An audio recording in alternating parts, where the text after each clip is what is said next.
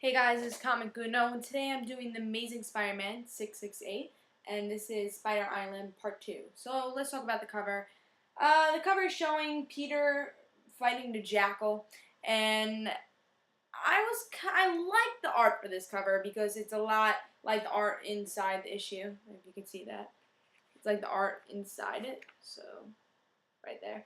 And I like the art inside the issue, and you rarely see the art inside the issue.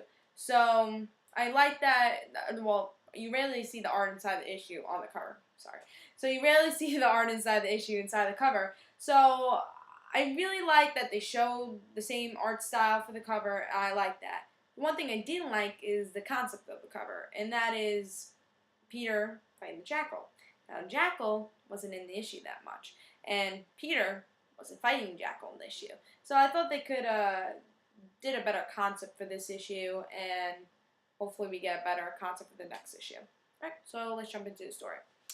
Alright, so Peter in the last issue, he's trying to be Spider-Man, tries to do stuff for Spider Island, and he recognizes that his friends don't notice him because everyone is pretending to be Spider-Man. So how are they gonna notice the real Spider-Man?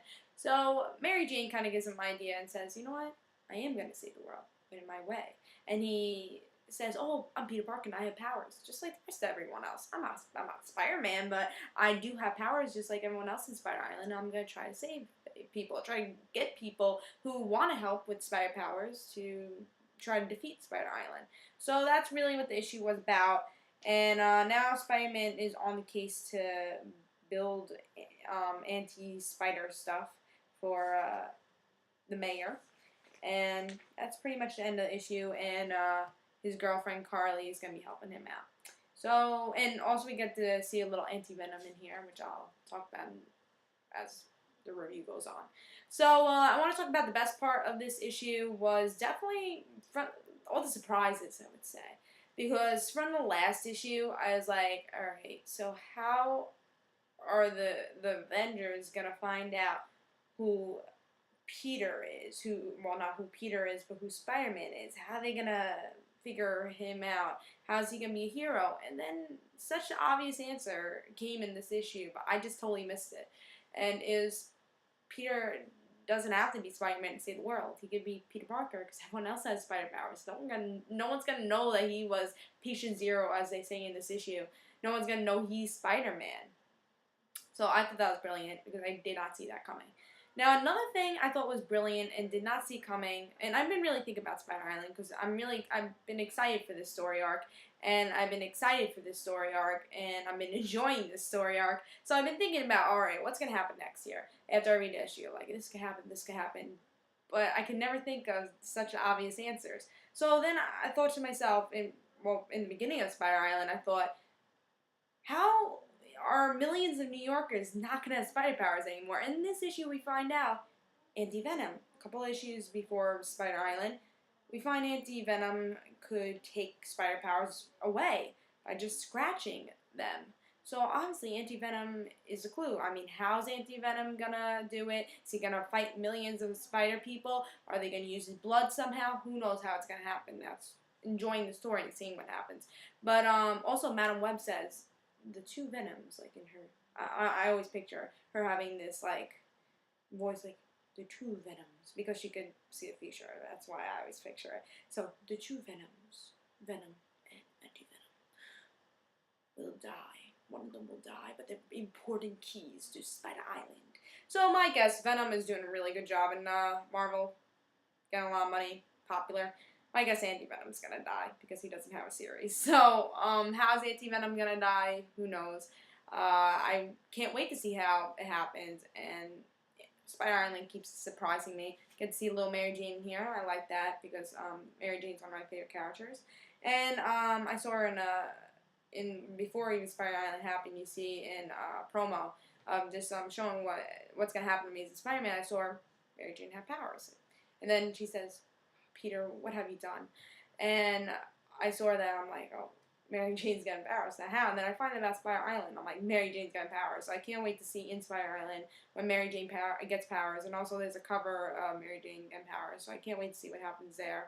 Them teaming up. And also in this issue, they mention because Peter's trying to help with the Spider Island thing, people not having powers anymore, and he said, "Oh, like use my blood or whatever." It's like we don't need to use your blood because we have someone else helping us.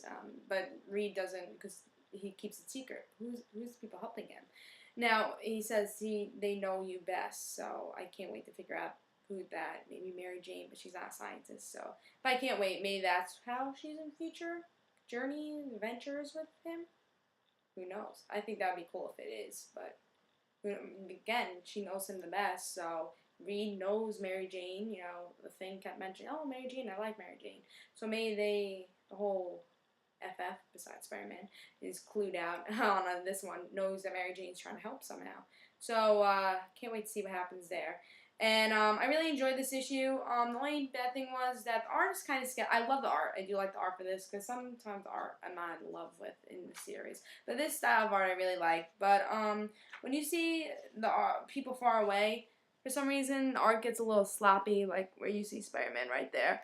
And there's a couple other scenes that you get to see a little sloppiness, if I can get it for you. I don't know, like your Spider-Girl, I think is a little sloppy. I don't know, just as I think as they get farther back, you get to see a little bit more sloppiness, especially like in these group ones. So I don't know, the art is kind of sloppy at times, but I still enjoy the art. And I like the style of art for Spider-Man. I think it's really cool. So I enjoy part 2 of Spider Island like I've been enjoying all of Spider Island. I can't wait for part 3 and continue the story.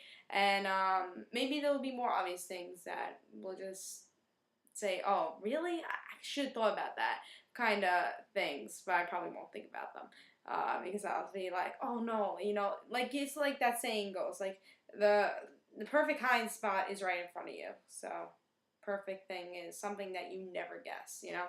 So I think that's what Spy Island's gonna really be. It's like clues that they gave you, kinda, but you would never guess it. And I can't wait to see what happens there.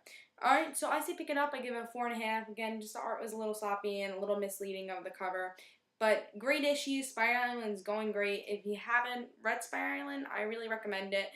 Try and pick up the issue 666, 667, and 668. So pick up those 3 issues, catch up on Spire Island. I think you will really enjoy it because I've been enjoying it.